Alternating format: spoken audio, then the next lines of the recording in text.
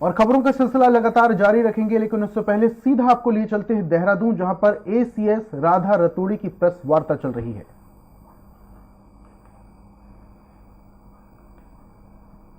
का भाइयों और बहनों का, बहनें तो कम ही है, भाई लोग ज्यादा हैं, सभी का हार्दिक स्वागत है इस प्रेस कॉन्फ्रेंस में। मुख्य बिंदु आप सबके समक्ष ये हम लोग रखना चाहते थे कि राज्य सरकार ने अभी हाल ही में जो नकल विरोधी कानून बनाया है, ये देश में जितने भी प्रदेश हैं, जितने भी राज्य हैं, उनमें सबसे सख्त कानून है। और उद्देश्य राज्य सरकार का यही है कि छात्रों का जो हित है, युवाओं का जो हित है, जो अभ्यर्थी प्रतियोगी परीक्षा दे रहे हैं, उनके हित से कोई भी अगर खिलवाड़ कर रहा है या कोई अनुचित तरीके इस्तेमाल कर रहा है किसी भी आयोग में या किसी भी संस्था के द्वारा, कोई कोचिंग सेंटर या कोई प्रिंटिंग प्रेस या कोई भी व्यक्ति यदि प्रतियोगी परीक्षाओं से संबंधित किसी भी प्रक्रिया में अगर कोई अनुचित तरीका इस्तेमाल करता है या कहीं भी कोई गलत काम होता है, तो उसको रोकने के लिए ये नकल विरोधी कानून प्रदेश सरकार लाई है। और इसमें मुख्य उद्देश्य यही है कि हमारे जो उत्तराखंड के छात्र हैं, जो युवा हैं, उनका भविष्य सबसे ज़रूरी है। छात्रों को अगर कोई बरगला रहा है या उनको मिसगाइड कर रहा है और गलत सूचनाएं, भ्रामक सूचनाएं, अफवाहें फैला रहा है, तो ऐसी अफवाहों के विरुद्ध भी कड़ी कार्रवाई की जाएगी इस नए कानून में। यही मुख्य बिंदु थे जो आपके समक्ष हम लोग रखना चाहते थे।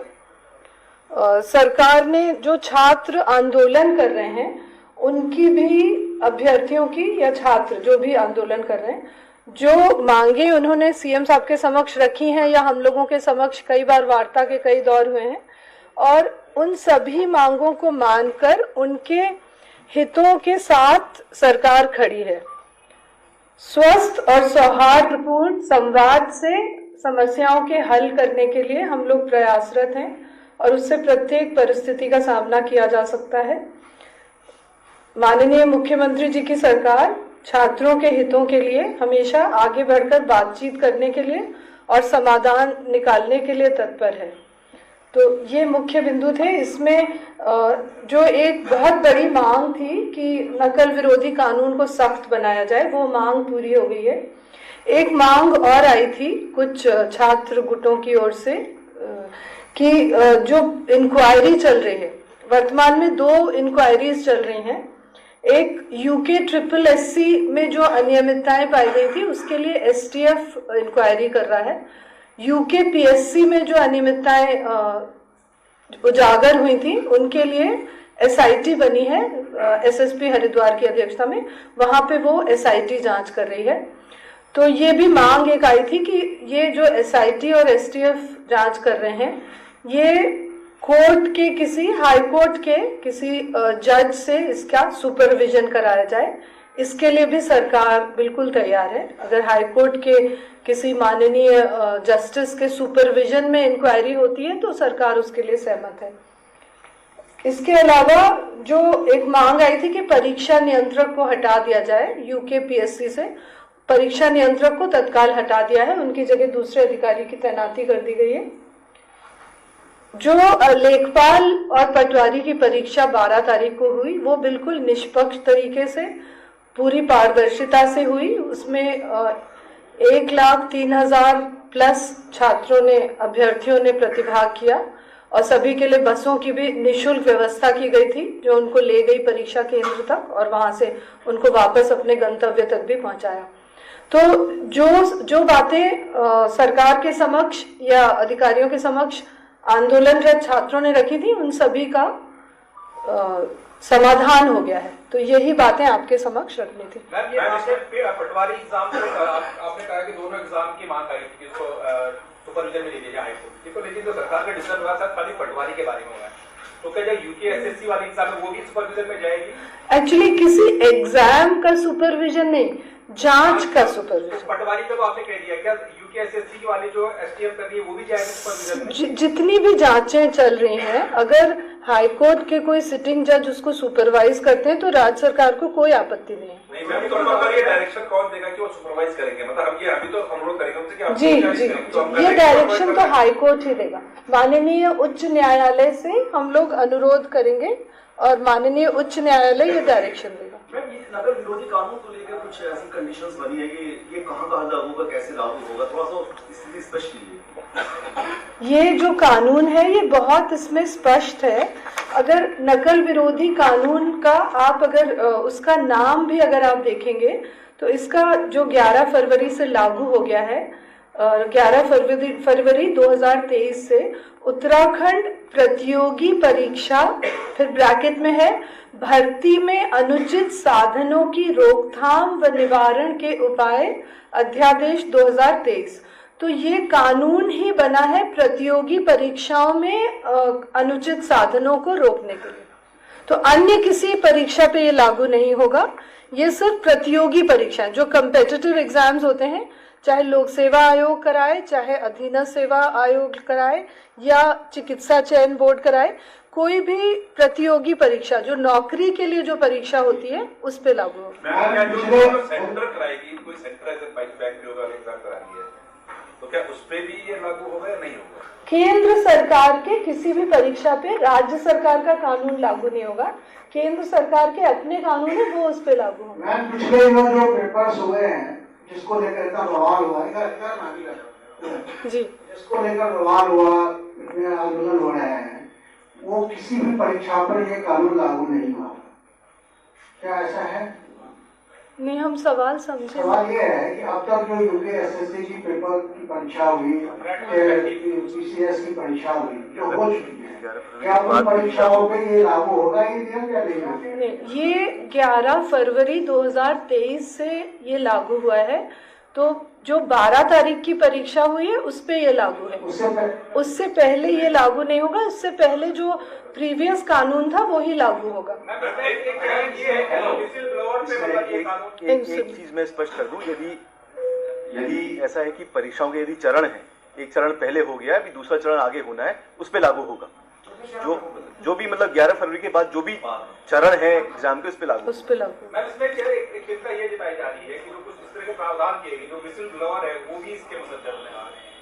तो अभी मतलब एक तरफ मामले आए क्योंकि यहाँ जो भी केस आए हैं वो मतलब एजेंसी से नहीं खुले हैं, वो स्टूडेंट्स ने बोले हैं, वो बेरोजगार संगठनों ने बोले हैं, they all are whistle blowers. तो उनपे अगर ये मतलब ये एप्लीकेबल होगा तो वो एक चैलेंज है कि शायद वो विसिल ब्लोअर का कहीं भी कोई इसमें जिक्र नहीं। लेकिन जो भ्रामक सूचना वाला जो पॉइंट है वो मेरे ख्याल से कहीं ना कहीं उसमें वो एक मिनट इसमें जो आपका 11(2) है इस कानून में, हाँ। इसमें ये जो उत्तरकाशी के लड़के पे जिसने शिकायत की थी उसको मुकदमा दर्ज हुआ भ्रामक सूचनाओं पर। लेकिन इसी में 5A कहता है, मैडम आप देखिएगा, 5A सेज की अगर जो इस तरह का जो अगर कोई अनसील किया to unseal the such person paper or part of the copy or packing thereof to disclose, receive or attach or to receive। ये एग्जामिनर पे है कि जो आपका जो एग्जाम करवा रहे हैं, जो कंडक्ट करवा रहे हैं, जो prohibition of use of unfair means possession और लीकेज ऑफ क्वेश्चन पेपर और पार्ट देयरऑफ, तो उन लोगों को पुलिस ने कहा कि साहब ये तो केवल रास्ते में टूटी सील। तो जो वहाँ पे जो परीक्षा का हेड ऑफ द जो सेंटर था उसकी लायबिलिटी नहीं बनती है, उसकी इस पे उन पे कोई मुकदमा दर्ज किया जाए। दूसरा मेरा सवाल मैडम ये है कि ये परसों आप जो पटवारी का पेपर हुआ उसमें एक मेरा हमारा ऑफिस का पियोन है, उसने भी दिया एग्जाम। आज वो मुझे कह रहा था उसने अपनी आंसर शीट की कॉपी देते हैं। Public service commission transparency maintain करने के लिए उनको जो पीछे जो आंसर शीट में जो बबल भरते हैं उनके पीछे वो एक कॉपी उनको दी जाती है। ये कॉपी मेरे पास है मैडम, इसमें नहीं पता पड़ रहा कि वो कौन सा आंसर उसने अटेम्प्ट किया और कहाँ पे वो लगा है, क्योंकि वो अलाइनमेंट बिगड़ा हुआ है उसका। तो इसके लिए जो कमीशन के उत्तरदायी नहीं होगा। इसमें जो आपका एक्ट कह रहा है इसमें 11(4) कह रहा है जो ऑर्गेनाइजेशन है, जो उसके लिए जो इस केस में ऑर्गेनाइजेशन कमीशन है, तो ये जो जिम्मेदारी उसकी नहीं बनती है भैया इस तरह का ये बच्चे का आप क्या बताएगा, तो वो कैसे चैलेंज करेगा कि मैंने कौन से क्वेश्चन अटेम्प्ट किया और कैसे आए। इन दो सवालों मैडम जो आपने पहला सवाल पूछा था, जो उत्तरकाशी वाली घटना की आपने बात करी थी, क्योंकि पूरा दिन हम लोग उसके डिटेल्स ले रहे थे, उसमें पुलिस का कोई रोल नहीं था। आप कह रहे हैं पुलिस ने कहा कि वो, हाँ, उसमें परीक्षा के बारे में आयोग से रिपोर्ट ली गई थी। आयोग ने अपनी पूरी प्रक्रिया बताई थी कि कैसे वो सील किया जाता है प्रिंटिंग प्रेस में, कैसे वो बॉक्सेस में सील होते हैं, बॉक्सेस के अंदर वो पॉलिथीन के शीट्स में पेपर्स रहते हैं, वो सील होते हैं, और जो प्रत्येक अभ्यर्थी को दिया जाता है जो क्वेश्चन पेपर रहता है वो 3-4 पेज का होता है, उसमें एक पेपर क्लिप लगी होती है, पेपर क्लिप होती है, वो सील नहीं होती, उसको भी सील बोलते हैं कुछ लोग। तो आयोग ने हम लोगों को ये बताया था कि हर एक अभ्यर्थी को जो क्वेश्चन पेपर्स दिए जाते हैं उसमें एक पेपर क्लिप लगी रहती है, और उनसे कहा जाता है कि सब लोग एक साथ इसको खोलेंगे जिससे किसी को अधिक समय ना मिले। तो जब सभी अभ्यर्थियों को बांट देते हैं तो एक साथ खोलने के लिए वो एक पेपर क्लिप लगा देते हैं। जो बच्चा वहाँ बड़कोट का था जिसने शिकायत की थी, उसकी शायद वो जो पेपर क्लिप थी वो थोड़ी सी फटी हुई थी, और वो पेपर क्लिप ऐसे ही होती है जैसे आप कोई टेप चिपका देते हैं, कागज का एक स्टिकर जैसा।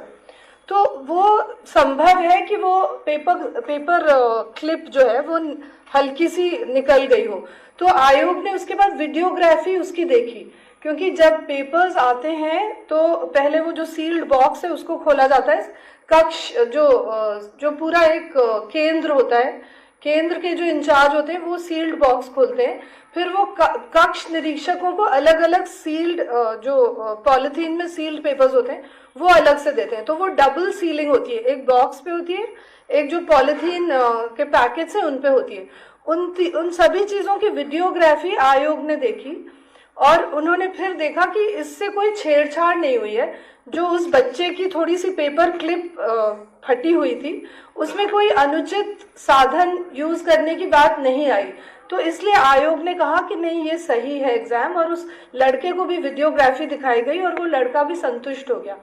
उसके बाद भी ये हुआ कि किसी चैनल ने बार बार उसी को दिखाया कि वो लड़का कह रहा है देखो मेरी सील खुली हुई है और ये तो इसमें धांधली हो गई, और उस वीडियो को सोशल मीडिया पे बार बार चलाया गया। इसलिए वो जो नया कानून है जिसमें आपने अभी बताया था कि सेक्शन 11 क्लॉज 2 है शायद, जिसमें यह है कि अगर कोई भ्रामक सूचना फैलाएगा या अफवाह फैलाएगा, जिससे क्या होता है भ्रामक सूचना फैलाने से, क्योंकि आयोग ने इस बात की पूरी छानबीन कर ली कि इसमें कुछ गलत नहीं हुआ, बड़कोट का जो केंद्र था वहां पे कुछ गलत नहीं हुआ, सही एग्जाम हुआ, हर प्रोसेस की वीडियोग्राफी कराई गई। यहाँ पे आयोग की जो प्रणाली है सवालों के घेरे में पहला पेपर लीक हुआ है, तो यहाँ पे आयोग भी कह रहा है कि कहीं सब कुछ सही है, तो उसकी उस पर जांच क्यों नहीं होनी चाहिए? मेरा पार्टी है पुलिस में, ये जो पार्टी है मैडम, आयोग और कानून में एक्ट में ऑर्गेनाइजेशन है आयोग। जो भी आपको कह रही चिपका हुआ था पड़ गया, जिसने इस चीज को सामने लेकर आया, भले ही वो संदेह उसी पे मुकदमा हो गया, और जो इसमें जवाब दे थे उनकी जो वो जो बात कह रहे हैं कानून का संदेह चलाएगा उसी के ऊपर लग जाएगा।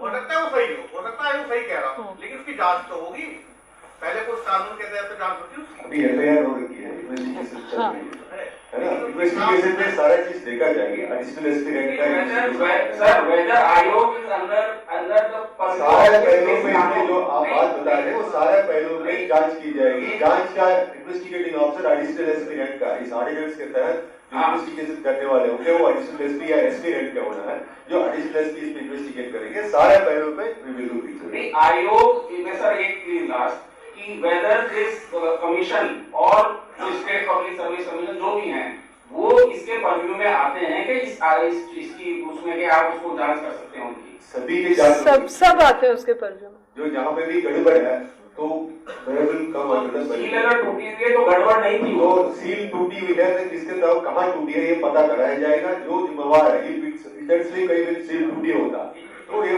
बात जांच में आ जाएगी। Additional SP will be the investigating officer इस केस पे, तो आप इस पे कोई गलत उसमें ना रहिए, it will be investigated properly. क्या आयोग के खिलाफ कार्रवाई होगी अगर वो गलत पाया जाता है? कोई भी व्यक्ति कोई भी संस्था इस पे जो कानून के खिलाफ में हमारे पास सबूत मिलता है, they will be put under charge. जहां पे भी पूर्व में भी जो जांचें हुई हैं, जैसा आप पूछ रहे हैं क्या आयोग के खिलाफ कार्रवाई होगी, यूके SSS एक आयोग है जिसके अध्यक्ष थे पूर्व में, जिनके समय में कुछ गड़बड़ी हुई, जब उसका प्रमाण मिला यहाँ पे STF ने जांच की तो उनको जेल भेजा गया। वो बहुत सीनियर ऑफिसर थे, आयोग के अध्यक्ष थे, वो भी जेल गए।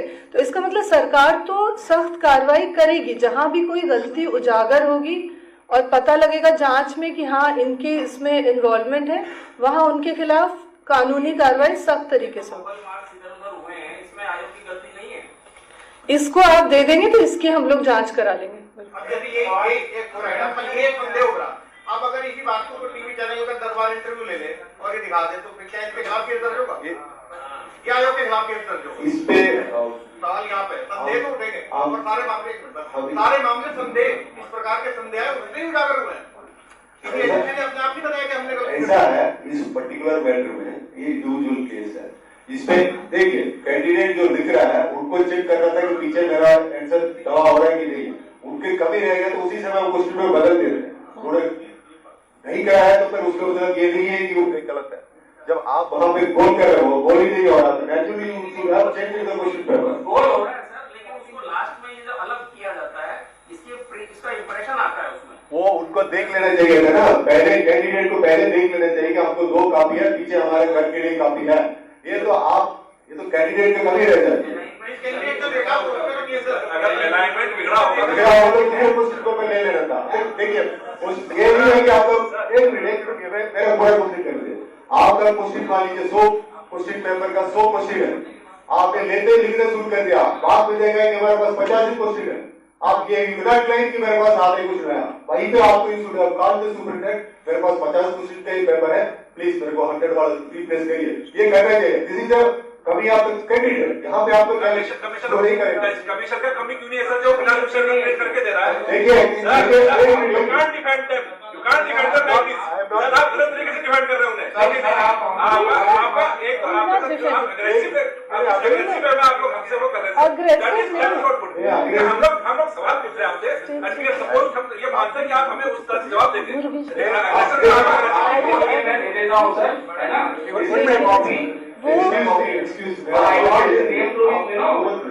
नहीं वो बिल्कुल नहीं।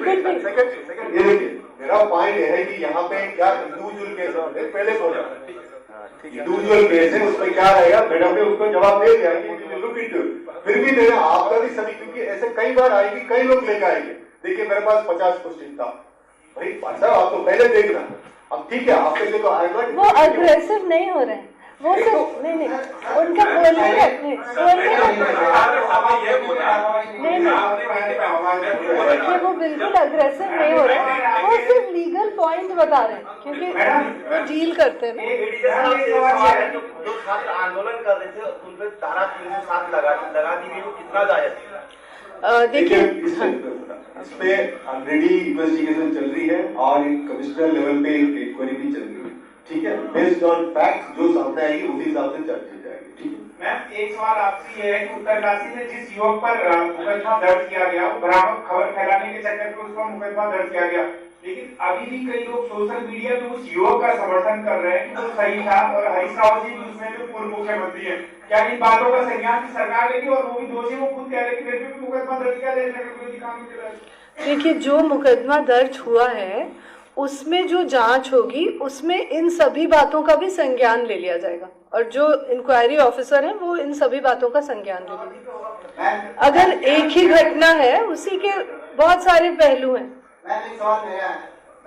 जी पुलिस जो है बहुत एग्रेसिवली उन बच्चों के फोटो वायरल कर रही है जिन्होंने पत्थरबाजी की, जिन्होंने हाथों में पत्थर दिए हैं, लेकिन अगर आप सोशल मीडिया सर्च करेंगे या पुलिस की गाड़ी भी सर्च करेंगे तो बहुत सारे पुलिस वाले भी हाथों में पत्थर दिए हुए वो भीड़ में दिख रहे हैं।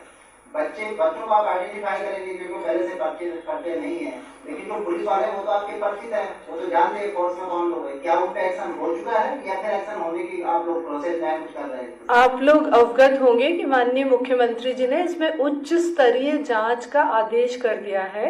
10 तारीख को ही ये आदेश हो गया था। इसमें जो कमिश्नर गढ़वाल हैं श्री सुशील कुमार, वो पूरी पहलुओं की जांच करेंगे। तो जो आप कह रहे हैं कि पुलिस वाले अगर पत्थर लिए हैं तो उसकी भी जांच होगी। पुलिस को उनके फोटो भी टैग करने देना, जिस तरह से बच्चों के फोटो टैग हो रहे हैं। ये सुझाव, आपका सुझाव हम लोग पुलिस विभाग को दे देंगे। अच्छा सुझाव है, ठीक है, धन्यवाद, बहुत बहुत धन्यवाद।